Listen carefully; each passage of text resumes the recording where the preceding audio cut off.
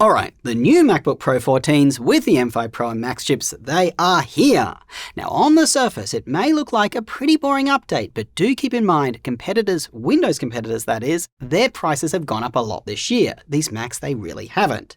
So that makes them just far more appealing. Now speaking personally, I use the MacBook Pro 14, it is one of my 2 daily drivers. I genuinely wanted to know, should I upgrade and which model should I get? So we bought all of them. Now, I do value your time, I really do, and this is a long video. I'm just going to tell you what I think you need to know about these new MacBook Pro 14s right now. The base M5 model, it's the one to get if you don't need performance, but you want the better screen and ports that the MacBook Pro 14 has that the Air does not. It gives you the longest battery life, it is the most affordable, but it barely performs better than the Air.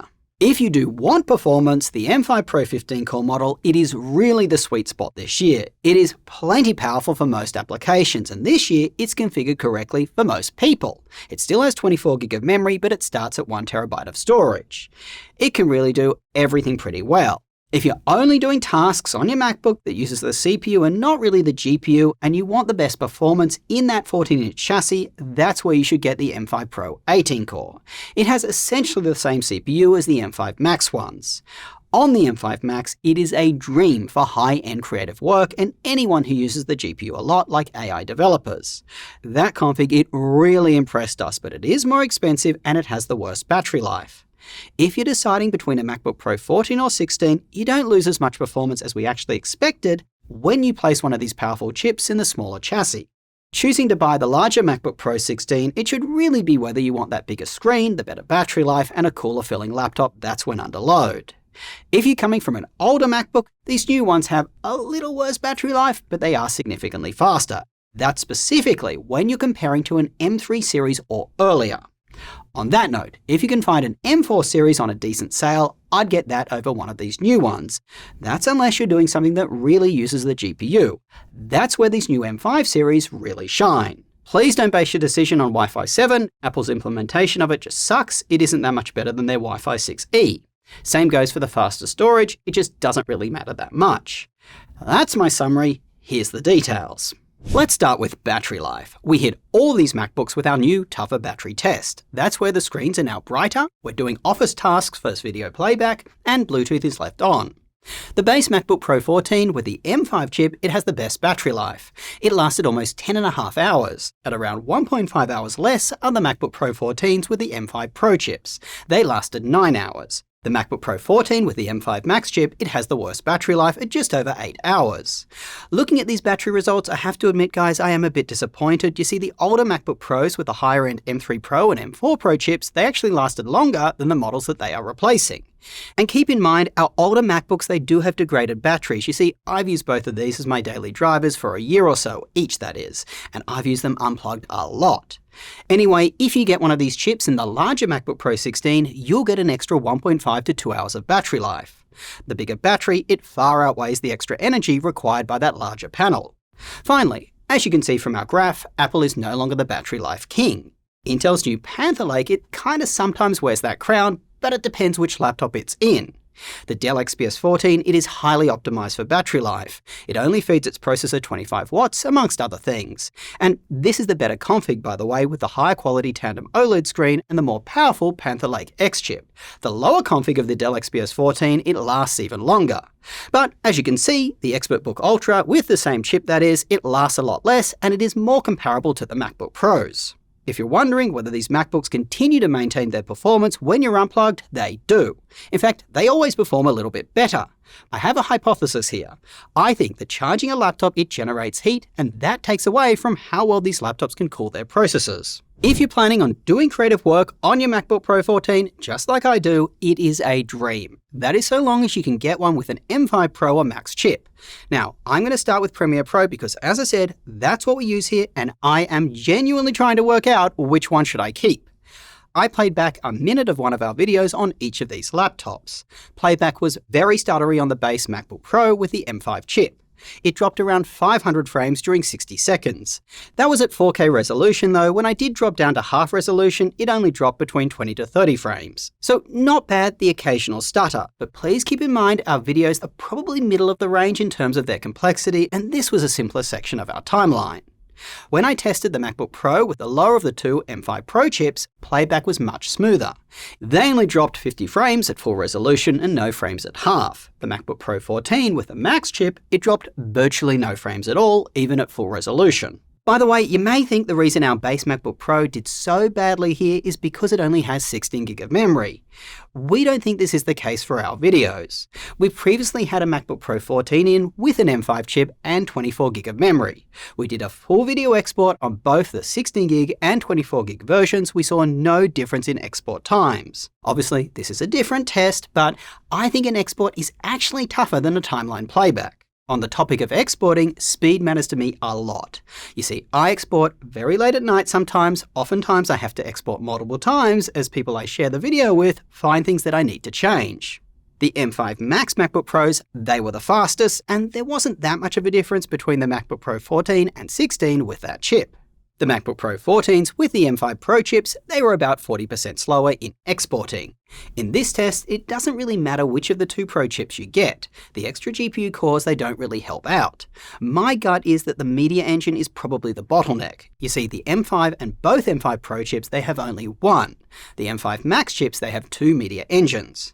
Exporting it heavily uses those engines as it rapidly decodes footage, makes changes to the frames, if there are any that is, and then re-encodes it. Compared to older MacBook Pros, there isn't much of a difference if you're coming from an M4 Pro, but there is a big difference if you're coming from an M3 Pro. In exporting, these new ones are around twice as fast. Just to clarify something, the M4 Pro and M3 Pro that I'm showing you here, those are the faster of the two chips that were available from those generations. If you're considering a Windows laptop, an NVIDIA 5070 Ti or higher is definitely faster than an M5 Pro chip, at least for this task. And keep in mind the Zephyrus G14, which is a similar size to a MacBook Pro 14, it has one of the weakest implementations of that GPU. Others feed at 140 watts. An RTX 5060 is a little slower than an M5 Pro chip, but it is much faster than a base M5 chip. To get a benchmark result, we ran Puget's updated test. Here you can see the Max chips perform better than the Pros. Once again, very little difference which MacBook size you get one in though. There is a decent drop in performance from the M5 Max MacBook Pros down to the M5 Pro chips, but not a huge difference between each of them. The older MacBook Pro with the M4 Pro is only slightly slower, but the M3 Pro is even slower than it was before. It's now behind the M5 Air. In this benchmark, the MacBook Pros with the Pro and Max chips, they are faster than the Zephyrus G16 with its 5070 Ti. We had to test that laptop, the G16 that is, not the G14, as we no longer have that smaller one in, and as I said, this is a new test.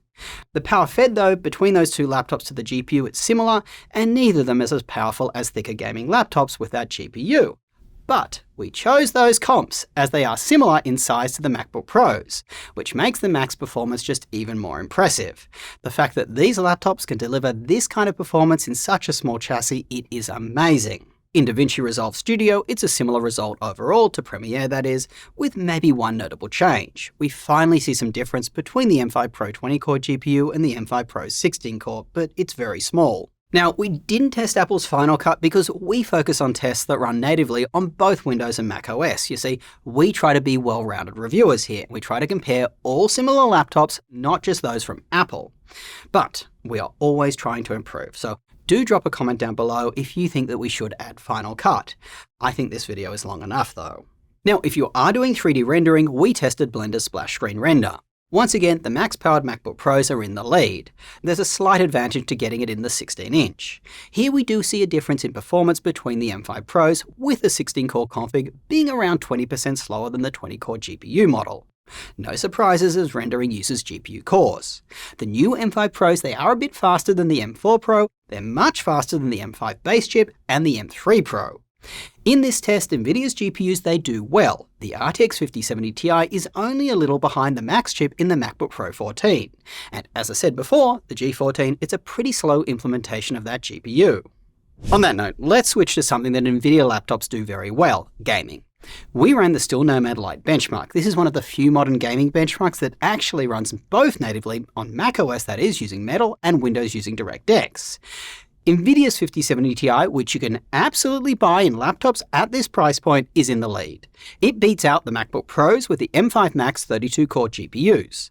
The MacBook Pro 16, it performs slightly better with that chip than the 14. That being said, I do want to point out something very important here.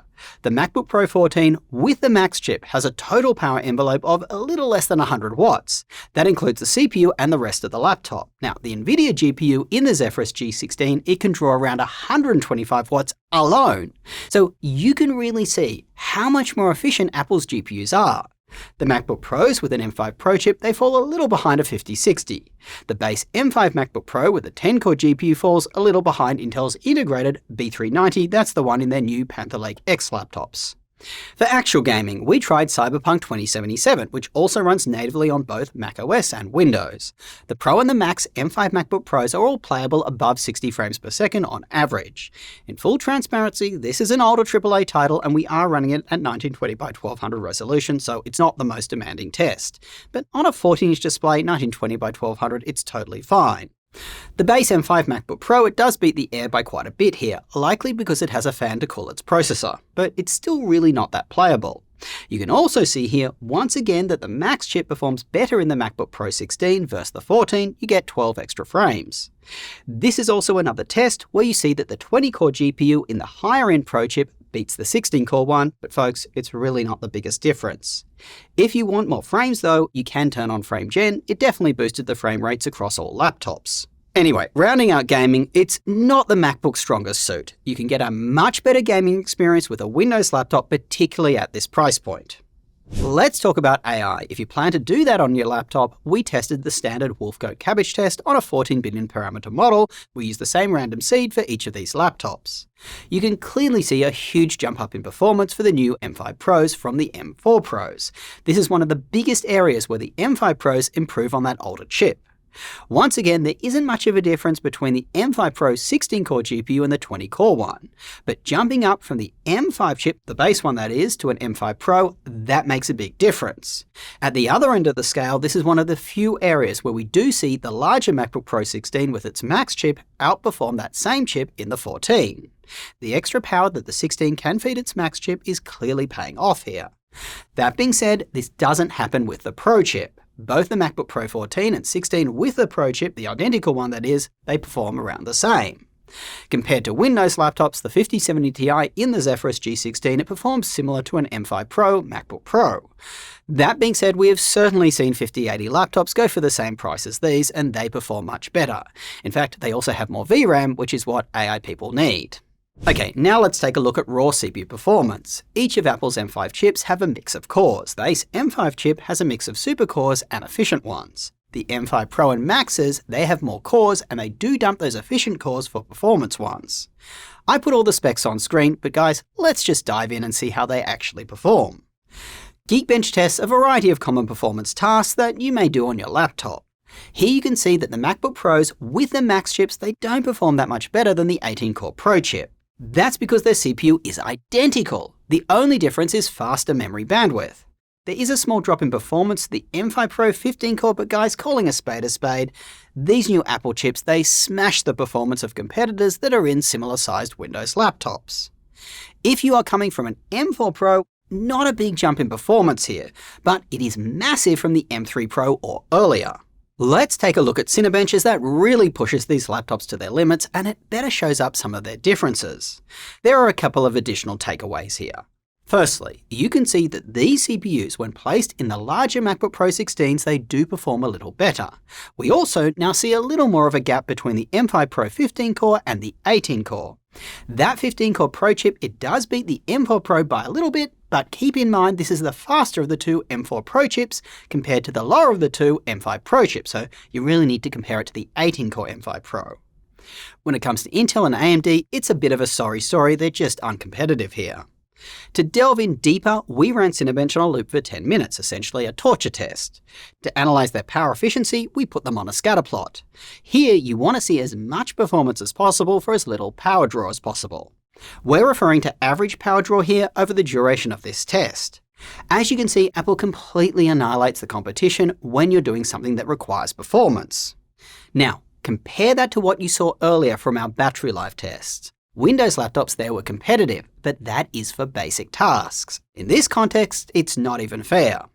All these M5 chips, by the way, when in MacBook Pro 14s, they do follow the same straight line as the M4 Pro chip before them. That means their efficiency, at least in this test, is unchanged. Stacking the processors against each other, these new MacBook Pros with M5 Pro and Max chips, they initially burst quite high, but they actually average much lower power draw. This is something we've seen in Intel laptops before, but it's kind of new for Apple's chips. In this graph, you can clearly see the MacBook Pro 16s, they're able to feed their respective chips around 15 watts more. You can see that their power efficiency, it kind of diminishes a little bit by doing that, the line curves off. So let's see how this all plays out when it comes to heat and fan noise. During light use, all the MacBook Pros remained cool to the touch and they were dead silent. When doing creator workloads like editing one of our videos or playing games, all of them were silent, but they did feel warm. It wasn't uncomfortable, but I certainly noticed it. Apple, they just massively prioritize a silent laptop over a cool feeling one. The base MacBook Pro 14 with the M5 chip, that uses a single fan cooling solution. The ones with the M5 Pro and Max chips, they use a more robust dual fan setup. Now on those models, I normally install the Max Fan Control app just to bump up the fans a little, not so much that they're audible, but enough to keep the chassis feeling cool. By the way, I haven't actually found that works well on the base model. Its single fan solution, it just isn't enough to really make a dent. Also, right now the app, the Max Fan Control app, it just isn't working on these newer M5 Pro and Max models, but hopefully it will be updated soon. Alright, to truly see what is going on, we measured thermals and fan noise during that 10-minute Cinebench stress test that I talked about earlier. We do measure internal temps, which show that all these MacBooks, they throttle a little bit after the first 90 seconds. Surprisingly, the more performant chips, they actually keep their CPUs cooler. Perhaps Apple is keeping some thermal headroom for their beefier GPUs, as this is a CPU-only test, but realistically they should adapt. When it comes to the worst case for temps you actually feel, the M5 Max MacBook Pro 14, it is the hottest of the bunch, which is kind of what we expected. It hits an absolutely bonkers 50 degrees Celsius on the keyboard deck. The M5 Pro models weren't that much better either. These new MacBooks, they may be more powerful than the older M3 Pro one, for example, but boy do they get hotter. You can see here just how much cooler gaming laptops than Dell's XPS is. Even the tiny Zephyrus G14 gaming laptop, which I've complained at length, is a very warm feeling laptop. It feels cooler when under a max load. Realistically, if you're planning to push your MacBook to its limits, you really should be buying a MacBook Pro 16, not a 14. Now, during this stress test, you can definitely hear the fans going, but these MacBooks are quieter than gaming laptops. The loudest being the base M5 model, it has to spin that single fan a lot to keep it cool. Rounding out the changes, memory bandwidth received a bump up this year. You've already seen its effects factored into the results I've showed you. Storage also received a bump up this year. I've seen reviewers just rave about this. Honestly guys, it really doesn't matter. Once you go above a certain speed, storage, it just isn't the bottleneck. I don't know how many people are copying and pasting a very large file from one spot on their MacBook to another. Seriously, I just don't think it's that useful. If you're copying files to and from your MacBook via Wi-Fi though, you may have been excited to hear that these new MacBooks have Wi-Fi 7. I certainly was, but unfortunately it's a letdown. Apple's N1 chip, it only uses the 160 MHz channel on the 6 GHz band. It doesn't use the faster 320 MHz channel. So we were only able to see a slight performance increase versus last year's models. We've seen far better results on Windows laptops that support the full Wi-Fi 7 spec. Alright, so I've covered what's changed. I'm just going to finish off with my general thoughts on the rest of the laptop.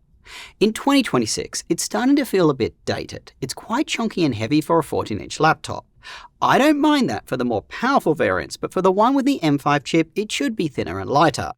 I just think Apple should merge, the Air line and the base Pro. I'd like to see a MacBook Air 14 that has a better screen than the current Air does. And talking of screens, the notch on the MacBook Pro 14, it's still ridiculously large. It really needs to go on a diet. That being said, in everyday use, I don't really notice it. Also, it's time to have curved edges. The edges of these MacBooks, they're pretty darn sharp and they can cut into your wrist. That's if you're using one on a plane or somewhere where you don't have adequate support for your arms. Also, there does seem to be a little bit of variance in the keyboards between our units. Our MacBook Pro with the base M5 chip, it feels slightly lower travel and a little less comfortable to type on. Furthermore, on most MacBook Pro 14s, the spacebar seems ever so slightly taller than the command key next to it. From some angles, this can cause me to get my thumb caught on its edge, which is a little annoying. Ultimately, these have a good keyboard, but it's nowhere near the best in 2026. Finally, pricing. It may seem that these MacBooks have higher starting prices, but in fact, they really don't. That's because they now start with more storage. Take last year. If you were looking to buy the cheapest MacBook Pro 14 with an M4 Pro chip, but you wanted 1TB of storage, you were either forced to buy it custom from Apple, which means you would miss out on a sale as Apple doesn't discount their laptops, or you could buy it from a retailer, where you could take advantage of a sale, but for those models with higher storage, they would come bundled with a more powerful CPU, which you may not need, but you are forced to pay for. With these new ones, you can now just buy the base models, which now come with the appropriate amount of storage for their respective chips. Take the Max chips. Many of those buyers are working on large video files. I personally wanted 2TB in mine, but I absolutely wasn't prepared to pay Apple for it and get a custom config. As at a retailer, on those more expensive MacBooks, the sales are pretty big, often $300 to $400 off. So I'm glad that the stock configs now start with more storage. On that note, do check out our website bestlaptop.deals. Over there we track prices right across retailers so you know which are currently offering the best deals. If you don't find these laptops on sale at the time you're going to buy, just set a custom price drop notification. I'd recommend $150 or more off on the Pro models and $300 or more off on the Max models. So let's wrap. Apple's MacBook Pros are fantastic if you can afford one and you aren't gaming, or at least not AAA gaming, as most of them don't run on these. If you don't need that much performance, I'd go for the M5 base model. It has the longest battery life and it's the most affordable. The vast majority of power users though, they should get the M5 Pro 15 core. The only people who should really upgrade to say the Max chip, those are the people who are doing intensive video editing, 3D rendering, or AI development. Anything that just can take advantage of those extra GPU cores and the extra media engine. If you want to know which I'm going to keep, I'm actually leaning towards the MacBook Pro 14 with a Max chip this year. Previous years, I'd kept the Pro chip. This kind of surprised me. I actually thought I'd lose too much performance by getting that chip in the smaller 14-inch chassis, and I thought it would get way too hot to the touch. But in the real world, it actually doesn't, at least not for my use case. It's kind of a miracle device to have so much power having the Max chip in such a small chassis. Well, that's all I got for you. Do get subscribed with that notification bell on because we have a lot more exciting reviews coming. We've got the new MacBook Pro 16s right around the corner, and then we've actually got a lot of competitors to the MacBooks like Lenovo's Yoga Pro 7i, their more compact Pro 9i, and the new Razer Blade 16. Actually, guys, I want to end with a personal ask. We are so close to hitting 400,000 subscribers. Please give us a hand. It would just make the whole team feel so proud of their achievement. Till next time, go do something awesome with your day, and I will catch you later.